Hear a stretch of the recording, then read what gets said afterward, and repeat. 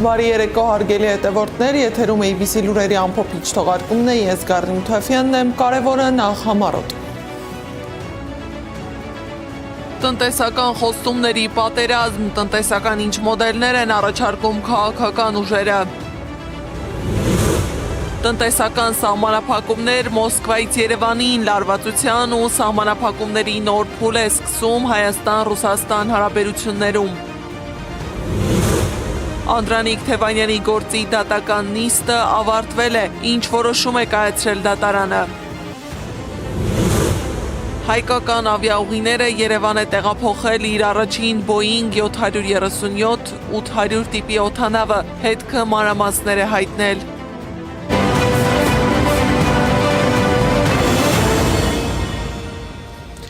Դատարանն ավարտել է Անդրանիկ Թևանյանի խափանման միջոցի հարցի քննարկումը և հեռացել է որոշում կայացնելու։ Ավելի վաղ պաշտպան Արամ Օրբելյանը հայտարարել էր, որ Թևանյանի նկատմամբ քրեական հետապնդում հարուցելու, խափանման միջոց կիրառելու հիմքեր չկան։ Նրա խոսքով գործի նյութերից չի բխում ոչ միայն պետական դավաճանության, այլ առհասարակ որևէ այլ քրեական հոդվածի հանգամանք։ Ավելին, մեղադրանքում պետական գաղտնիք հավաքել և փոխանցել չկա, պնդումից հրաժարվել են։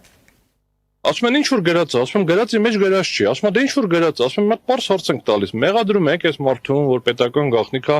փող անցել, ասում են ինչ որ գրած է, ասում եմ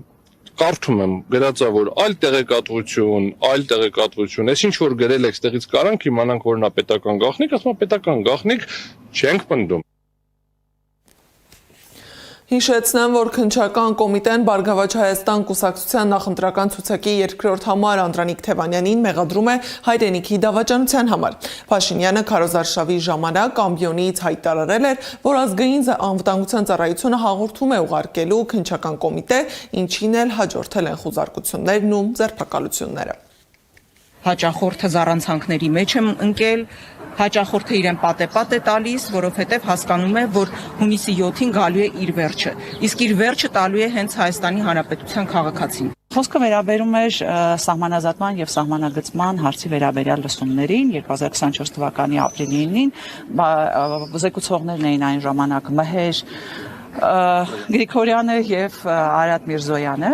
բայց ես խնդրում եմ մի զլացեք եւ հետ գնացեք ու նայեք այդ օրվա հայտարարությունները եւ դրան հաջորդող հրապարակումները, որովհետեւ լսումները, որ նախաձեռնվել էին ընդդիմադիր ուժերի նախաձեռնությամբ, ընդդիմադիր ուժերին այդպես էլ որևէ հստակեցում, որևէ պարզաբանում չտվեցին եւ մենք բոլորս, այդ թվում նաեւ ես իմ հարցազրույցների ժամանակ շեշտել եմ, որ այս լսումների ընթացքում այդ լսումները հերթական անգամ այդ պետական պաշտոնյաների հրապարակային արված հայտարարությունները արժանամբյոնից հայտարարություններ անելու հնարավորություններ տալիս եւ վերջ։ Քարոզարշավի 16-րդ օրն է, նախընտրական 3 շաբաթներն աչքի են ընկել աղմկահարույց միջադեպերով, սկանդալային ու քրեական հարցերով։ Միայն վերջին 2 օրվա ընթացքում ընտրակաշարք տալու, ստանալու, բարեգործության արգելքը խախտելու դեպքերի առթիվ հակակոռուպցիոն կոմիտեում քննվող քրեական վարույթների շրջանակում ձերբակալել են 21 անձի, որոնցից 13-ի նկատմամբ որպես խափանման միջոց է ընտրվել կալանքը։ Նախընտրական պայքարի գլխավոր թեմաներից մեկը Հայաստանում դարձել են գործակալները, արտաքին ազդեցություններն ու հիբրիդային պատերազմները։ Իշխանությունը պարբերաբար հայտարարում է, թե տարբեր քաղաքական ուժեր գործում են արտաքին կենտրոնների շահերից ելնելով, մինչ ընդդիմադիր դաշտը հակադարձում է իրական արտաքին ազդեցությունն այսօր գալիս է բոլորովին այլ ուղղությունից։ Այս ֆոնին քաղաքական պայքարը աստիճանաբար տեղափոխվում է ոչ միայն ծրագրերի ու խոստումների, այլև փոխադարձ մեղադրանքների դաշտ, որտեղ յուրաքանչյուր կողմ փորձում է մյուսին ներկայացնել որպես արտաքին շահերի սպասարկում։ Ում է ձեռնտու գործակալների թեմայով աղմուկը ռեպորտաժում։ Հայաստանում ընդդիմադիր բոլոր ուժերը գործակալ են, համենայն դեպս քարոզարշավի ժամանակ իշխանության ներկայացուցիչներն այդ մասին են խոսում։ Նախընտրական պայքարին զուգահեռ Հայաստանում նոր թափով ակտիվացել է գործակալների, արտաքին ազդեցությունների եւ հիբրիդային պատերազմների մասին խոսույթը։ Գործող իշխանությունն ու հատկապես Նիկոլ Փաշինյանը պարբերաբար հայտարարում են, թե տարբեր քաղաքական ուժեր գործում են արտաքին կենտրոնների ազդեցության ներքո եւ փորձում են ներգործել Հայաստանի ներքաղաքական գործընթացների վրա։ Հերթական մեղադրանքը հնչեց ժամեր առաջ։ Նա ԲՀԿ ցուցակի երկրորդ համարին մեղադրեց լրտեսության համար ու վճռեց Անդրանիկ Թևանյանի դեմ վարույթ է հարուցվելու։ առանց որևէ հիմնավորման եւ առանց որևէ իրավական հիմքերի նման գործելը ոչ միանշանակ անընդունելի է, առավել ևս երկրի բարձրագույն պաշտոն զբաղեցնողների կողմից։ Ցանկացած խնդիր, ցանկացած տեղեկություն ի վերջո պետք է բացառապես դատարանի որոշմամբ հաստատվի եւ եթե նույնիսկ իրավապահ մարմինները, որոնք ամբողջովին Նիկոլ Փաշինյանի ենթակայության տակ են, ինչ որ մտածածին գործեր են հարուցում կամ պատասխանում են հարուցել, ի վերջո քանի դեռ չկա դատարանի վճիռ, այս ամենը բացառապես Նիկոլ Փաշինյանի քարոզչական գործընթացի մաս են կազմում։ Սակայն ընդդիմադիր դաշտում պնդում են իրական արտաքին ազդեցության ուղղությունն ամբողջովին այլ է։ Ընդդիմադիր գործիչների մի մասը համոզված է Հայաստանի ներքաղաքական գործընթացների վրա ամենաուղիղ արտաքին ազդեցությունն այսօր գալիս է Ադրբեջանից գործող իշխանության քաղաքականության միջոցով։ Վերցնենք յուրաքանչյուր Ադրբեջանի պահանջը եւ իշխանության պատրաստակամությունը այդ պահանջը կատարելը։ Դա ուղիղ նշանակում է, որ իշխանությունը սպասարկում է Ադրբեջանի շահերը։ Իսկ հաշվի առնելով, որ իշխանության գտնվող մարդիկ ունեն հայկական անձնագրեր եւ հանդիսանում են Հայաստանի Հանրապետության քաղաքացիներ, ապա հատուկ ծառայությունները պետք է զբաղվեն այդ մարդկանց գործունեությամբ։ Ընդդիմադիր շրջանակների գնահատմամբ վերջին տարիներին քաղաքական ու անվտանգային բազմաթիվ գործընթացներ ցույց են տալիս, որ իշխանության քայլերը հաճախ համընկնում են թուրք-ադրբեջանական տանդեմի հայտարարությունների ու պահանջների հետ։ Նրանց համոզմամբ գործակալական ցանցերի թեմայի շուրջ բարձրացրած աղմուկը նպատակ ունի հասարակության ուշադրությունը շեղել հենց այդ իրողությունից։ Ինչու է Նիկոլը որպես իր նախընտրական հիմնական ուղղություն ընտրել 3 խոշոր ազդեցիկ ուժերի իբրև դրսի ազդեցության տակ գտնվելու եւ Հայաստանի վրա հիբրիդային ազդեցության գաղափարը։ Շատ պարզ պատճառով, որ քողարկի իրական ազդեցության պատկերը։ Ինքն ու իր թիմն են դրսի ազդեցության տակ։ Հայաստանի ներքաղաքական process-ների վրա դրսից միակ ուղիղ ազդեցությունը Ադրբեջանինն է, Հայաստանի գործող իշխանության վրա։ Մնացածը հեքիաթ է։ Քննադատության առիթ է դարձել նաև ռուսալեզու The Insider-ի վերջին հրապարակումը, որը լայնորեն տարածվեց իշխանական շրջանակների եւ նրանց աջակցող տեղեկատվական հարթակների կողմից։ Ընդդիմադիրների համոզմամբ այդ հրապարակումը եւս օգտագործվում է ներքաղաքական պայքարի տրամաբանության մեջ որպես տեղեկատվական ազդեցության գործիք։ Արման Աբովյանին այս գործընթացը հիշեցնում է Մոլդովայի սցենարը։ Քաղաքական գործիչը վստահ է, նույն կենտրոնն է ղեկավարում Հայաստանում դեռ գործող ուժին։ Իրեն կարող են ինչ ուզում են հրապարակել, նամանավանդ այդ հրապարակումները ուղիղ համեմատական կարելի է անցկացնել նույն գործընթացի, որը տեսնում ենք Մոլդովայում, այսինքն նույն կենտրոնն է սրանց ղեկավարում, բայց եթե խոսում ենք կոնկրետ Ադրբեջանի մասով, ապա Ադրբեջանի բոլոր ուղղակի, անուղղակի պահանջները եւ հրահանգները, որոնք սպառնում են Հայաստանի Հանրապետության գոյությանը, այս իշխանությունը ի կատար է ածում։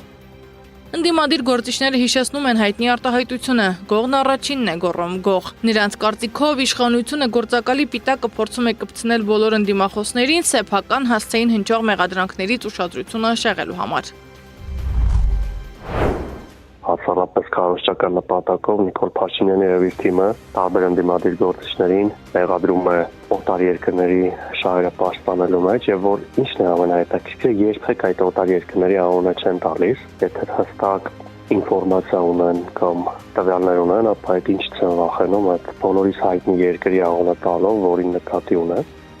Արտաքին ազդեցությունների եւ գործակալական ցանցերի մասին խոսույթը դարձել է նախընտրական պայքարի առանցքային թեմաներից մեկը։ Մինչ իշխանությունը փորձում է ընդդիմադիր ուժերին ներկայացնել որպես արտաքին շահերի սպասարկուներ, ընդդիմադիր դաշտը հակադարձում է։ Իրական վտանգը այն քաղաքականությունն է, որը գնալով ավելի տեսանելիորեն համընկնում է թուրք-ադրբեջանական օրակարգի հետ։ Սեդա Մակարյան, Նոնա Գևորգյան, ABC Media։ Հայաստան դաշինքն այսօր արմավիրում էր։ Դաշինքի վարչապետի թեկնածու Հայաստանի երկրորդ նախագահ Ռոբերտ Քոչարյանը հայտարարել է, որ գործող կառավարությունն անընդհատ խնդիրներ է ստեղծում, պատերազմ է հրահրում, զոհեր է բերում, մահաբեր կառավարություն է։ Սա պատոհաս է, փորձանք է Հայաստանի Հանրապետության համար։ Աչ ու ձախ սենց փեդը վերցրած, մահակը վերցրած, անունը դրած իրավապահ մարմիններ, ժողովրդի հետևից ընկած փորձում են ստիպելով, պատերազմով վխացնելով վեր արտադրվել։ Հայաստանի Հանրապետությունը կանգնած է ծանր անվտանգային մարտահրավերների առջև, հայտարարել է Հայաստան խմբակցության падգամավոր Իշխան Սաղաթելյանը։ Նրա խոսքով երկրում 1.300.000 մարդ ապրում է սոցիալապես անապահով վիճակում, այսինքն աղքատ է։ Այս խնդիրները լուծելու փոխարեն այս խելագարը ռուպը վերցրել անգելափողոցները Հայաստանի Հանրապետության քաղաքացիներին առաջարկում է հետևյալը. Քվեարկեք ինձ, որ Ռոբերտ Քոչարյանին բանտ նստեցնեմ։ Քվեարկեք, որ Ծառուկյանին կամ Սամվել Կարապետյանին բանտ նստեցնեմ։ Ժողովուրդ, այս 3 մարդկանց ինքը արդեն մեկ անգամ Քոչարյանի պարագայում 3 անգամ ապօրինի որոշմամբ կարողացել է բանտ նստեցնել։ Ձեզանից որևէ մեկի կյանքում դրանից հետո որևէ լավ բան տեղի ունեցել է։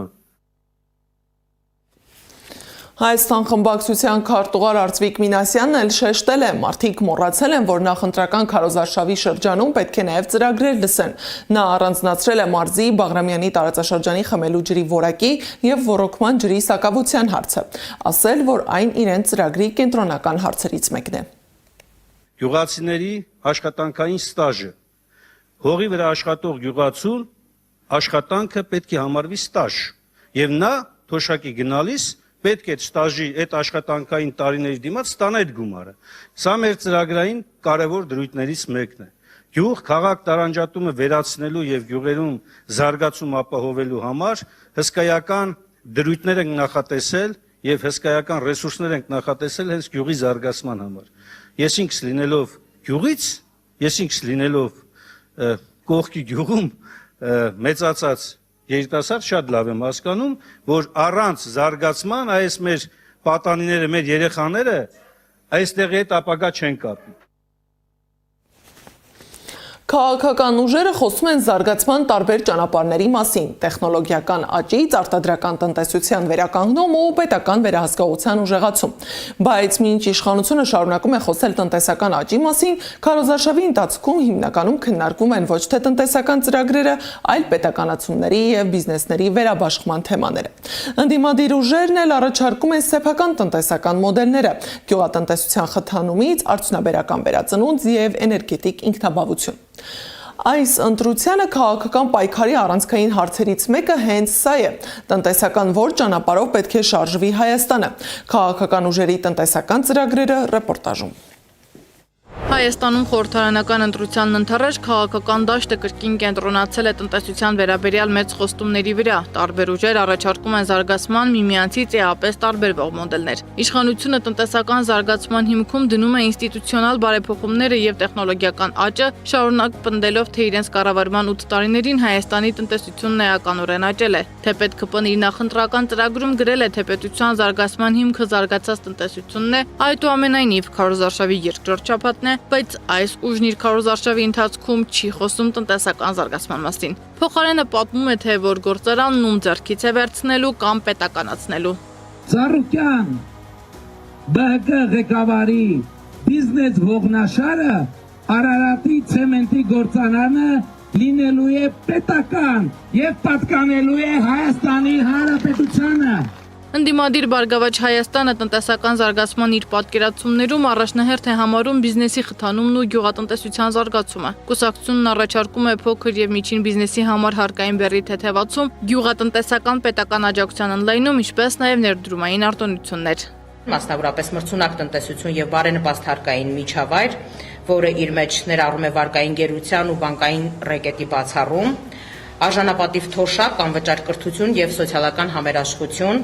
Հայաստան դաշինքի մոտեցումը առավել պետականակենտրոն է։ Ծրագրում առանձնահատուկ տեղ ունի արդյունաբերության վերականգնումը, պետական վերահսկողության ուժեղացումը, ռազմավարական ոլորտներում նաև էներգետիկ համակարգի նկատմամբ պետական դերակատարության մեծացումը։ Դաշինքը կարևորում է նաև գյուղատնտեսության պետական աջակցությունը եւ տնտեսական կապերի խորացումը ԵԱՏՄ երկրների հետ։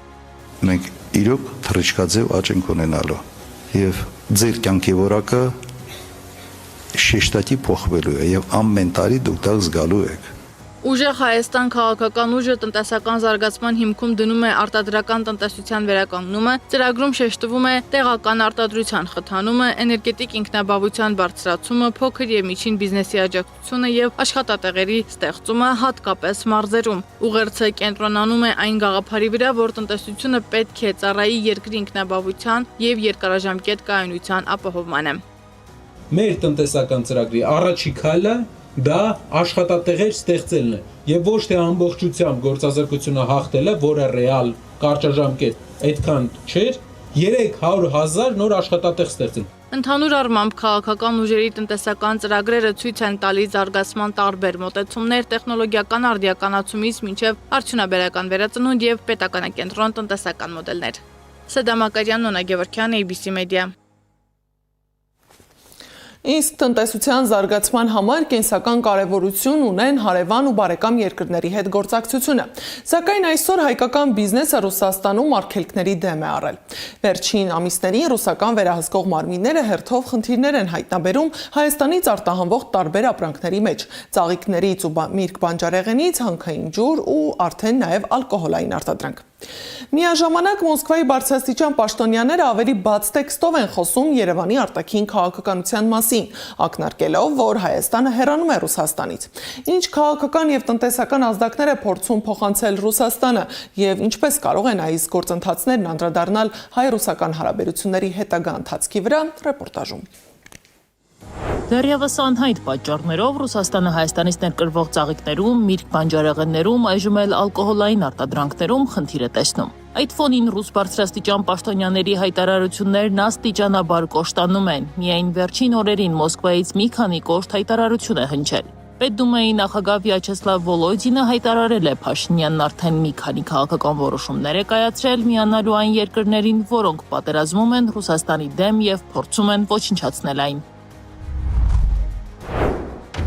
Ռուսաստանը գազ է մատակարարում Հայաստանին ի վնաս իրեն, աջակցելով հանրապետության քաղաքացիներին եւ տնտեսությանը, եւ դրա դիմաց ստանում է անբարոյականություն եւ անազնվություն Հայաստանի Հանրապետության վարչապետ Նիկոլ Փաշինյանից։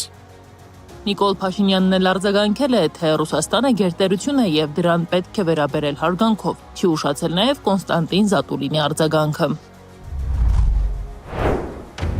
Սա պարզապես արտաքին քաղաքականության փոփոխությունը քողարկելու փորձ է։ Եթե Հայաստանի մասշտաբն ավելի մեծ լիներ, Փաշինյանը վաղուց մեզ կդավաճաներ։ Ավելի ուշ Ռուսաստանի փոխվարչապետ Ալեքսեյ Օվերչուկը տարօրինակ է համարել խոսակցությունները Հայաստանի ԵԱՏՄ-ից դուրս գալու մասին, հայտարարելով, որ Ռուսաստանը ցանկանում է Հայաստանը մնա միությունում, զարգանա ու բարգավաճի։ Սակայն քաղաքական հայտարարություններին զուգահեռ շարունակում են նաև տնտեսական սահմանափակումները։ Ռոսպոտրեբնadzորը հայտարարել է, որ Ռուսաստանում կասեցվել է հայկական մի շարք ալկոհոլային արտադրանքների իրացումը։ Խոսքը Վեդի Ալկո Աբովյանի կոնյակի գործարան եւ Շահնազարյան գինի կոնյակի տուն ընկերությունների արտադրանքի մասին է։ Ռուսական կողմը պնդում է, թե հայտնաբերվել են պարտադիր պահանջներին չհամապատասխանող գինիներ եւ կոնյակներ, ինչից հետո ներմուծողներին ու առևտրային ցանցերին հանձնարարել են դադարեցնել դրանց վաճառքը եւ շրջանառությունից հանել արտադրանքը։ Սա վերջին ամիսներին առաջին դեպքը չէ, երբ ռուսական վերահսկող մարմինները խնդիր են արձանագրում հայկական արտադրանքի մեջ։ Ավելի վաղ ժամանակավորապես կասեցվել էր նաև հայկական ջերմուկ հանքային ջրի ներմուծումն ու վաճառքը Ռուսաստանում։ Ռուսաստանի վերջին կոշտ հայտարարությունները Հայաստանի հասցեին ըստ քաղաքական վերլուծաբան Հակոբ Բադալյանի կապ ունեն Հայաստանում իշխանության ձևավորման ընթացքի եւ Մոսկվայի տարածաշրջանային շահերի հետ։ Մոսկվան փորձում է բարձրացնել Հայաստանում իշխանության ձևավորման այս process-ում իր շահերի գինը, ինչպես տեսնում է, դա անում են աշխարհաքաղաքական մյուս կենտրոնները։ Վերլուծաբանը կարծում է, որ հայ-ռուսական հարաբերություններում վստահելի կամ անվստահելի գործընկեր լինելու հարցադրումը այնքան էլ առանցքային չէ, քանի որ նման հարաբերություններում պետությունները հիմնականում առաջնորդվում են ոչ թե վստահությամբ, այլ շահերով եւ ազդեցության մեխանիզմներով։ Նրա խոսքով Ռուսաստանը Հայաստանի նկատմամբ ունի բավարար լծակներ իր դիրքերը վերահսկելու համար, իսկ ներկայում Մոսկվայում տեղի են ունենում որոշակի վերանայումներ կապված տարածաշրջանային քաղաքականության հետ։ Բադալյանի գնահատմամբ այժմ տեղի ունեցող գործընթացները դեռևս չեն նշանակում, որ Մոսկվայի հիմնական նպատակը Հայաստանում իշխանափոխությունն է։ Ինքնանպատակ համարել, որ կամ միարժեք համարել, որ Ռուսաստանը ունի նախընտրած տեխնացու եւ ըստ այդմ փորձում է այդ հարցը լուծել, ես կարծում եմ դա հեռու է իրականությունից եւ ամենևին այսպես Ռուսաստանի համար խնդիր չէ Փաշինյանին հեռացնել իշխանությունից։ Ռուսաստանի համար, ինչպես նշեցի, այս շրջափուլում կարևորը իր շահերի եւ իր հետաքրքրությունների գինը բարձրացնելն է։ Այս ամենի ֆոնին Մոսկվայից շարունակում են հնչել նաև քաղաքական ուղերձներ։ Ռուսաստանի Դաշնության արտգործնախարար Սերգեյ Լավրովը հայտարարել է, թե Արևմուտքը փորձում է Հայաստանին ներքաշել հակառուսական ճամբար։ Ինչպես դա արվեց Վրաստանի, Մոլդովայի, Ուկրաինայի դեպքում, հիմա էլ փորձում են Հայաստանին ներքաշել նույն սխալ տրամաբանության մեջ մեկ նպատակով՝ հնարավորինս մեծ ցավ պատճառել Ռուսաստանին։ Քաղաքական կոշտ հայտարարություններին զուգահեռ ռուսական կողմի տնտեսական սահմանափակումները ավելի հաճախակի են դառնում, խորացնելով տպավորությունը, որ Մոսկվան Երևանին ուղարկում է ոչ միայն քաղաքական, այլև տնտեսական ազդակներ։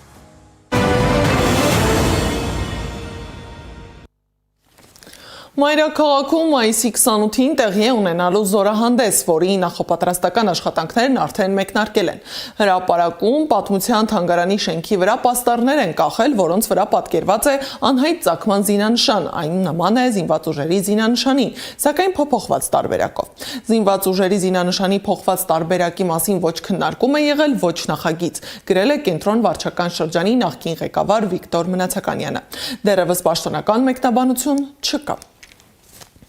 2025 թվականի ապրիլին թռիչքային գործունեությունը ժամանակավոր դադարեցնելուց 1 տարի անց 2026-ի մայիսի 22-ին հայկական ավիաուղիները Ստամբուլից Երևան է տեղափոխել Boeing 737-800 տիպի օդանավ։ Հետքը գրել է, որ 2021-ի փետրվարին հիմնված ՀԱՕ-ն, որը ոչ մի կապ չունի Հայաստանի նախկին ազգային ավիափոխադրող հայկական ավիաուղիների հետ, չնայած գործածում է վերջինիս անունն ու տարբերանշանը, 2022-ի դեկտեմբերին ստացել է օդանավ շահագործողի վկայական, իսկ թռիչքները մեկնարկել են 2023-ի մարտին։ Ավիաընկերությունը 2023-ից 2025 թվականներին շահագործում էր Airbus A321 տիպի օդանավեր։ Նախորդ տարվա մարտի 17-ին օպերատորը հայտարարեց, որ ինքնաթիռային պարկի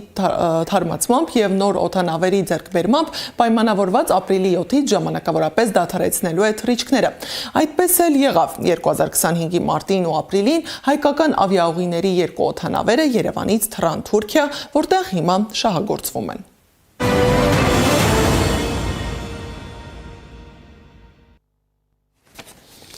Թրամփը լուսանկար է հրապարակել, որում Իրանի քարտեզը ԱՄՆ դրոշի գույներով է։ Թրամփը Axios-ին հետ հարցազրույցում ասել է, որ Իրանի դեմ ռազմական գործողությունները վերսկսել ու չվերսկսելու վերաբերյալ վերջնական որոշում կկայացնի մայիսի 24-ին։ Նրա խոսքով Իրանի հետ գործարքի հնարավորությունը 50-50 է։ Այսօր հանդիպելու է իր բանակցային թիմի հետ Իրանի նոր առաջարկը քննարկելու համար։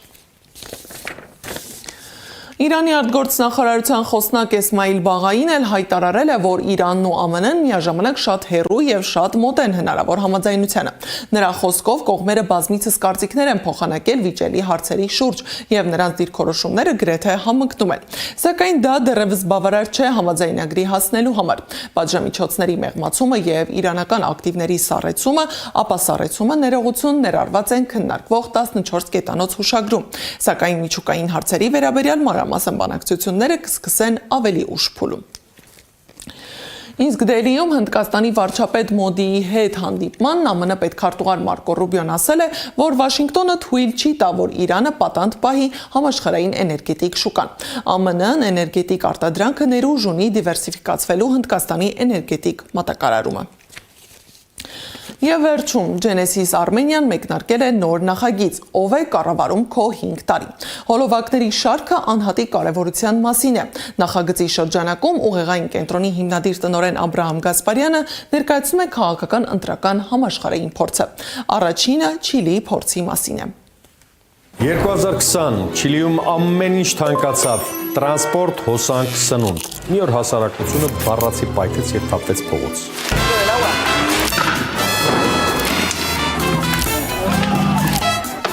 Առիթը մետրոյի ուղևորը 30 պեսոյով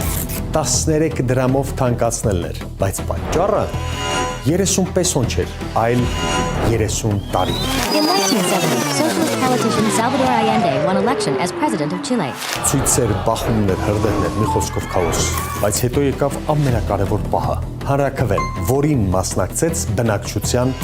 78%-ը։ 78% փողոցային էներգիան մտավ ընտրատեղամաս, փոխեց խաղի կանոններն ու քվեն դարձրեց քաղաքական ազդեցություն։ Համակարգերը չեն փոխվում, երբ մարդիկ միայն բողոքում են։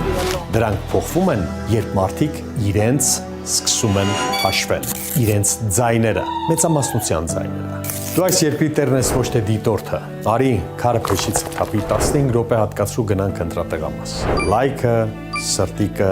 զարմանքը, ծիծաղը, զայրույթը էմոջի են եւ միայն Facebook։ Իրական փոփոխության հնարավորությունը ընտրությունն է։ Եթե քեզ հետաքրքիր ասեմ, ինքս գնալու եմ ընտրության եւ թույլ չեմ տալու, որ վերարտադրվի մեր պետությունը կործանող խմբակ։ Մնացածը դու որոշիր։ Դու գիտես քո անելիքը։ Այս ժամի համար նախատեսել էինք այսքանը, շարունակեք հետևել մեզ սոցիալական բոլոր հարթակներում, մենք եթերում կլինենք վաղը ժամը 12-ին, առայժմ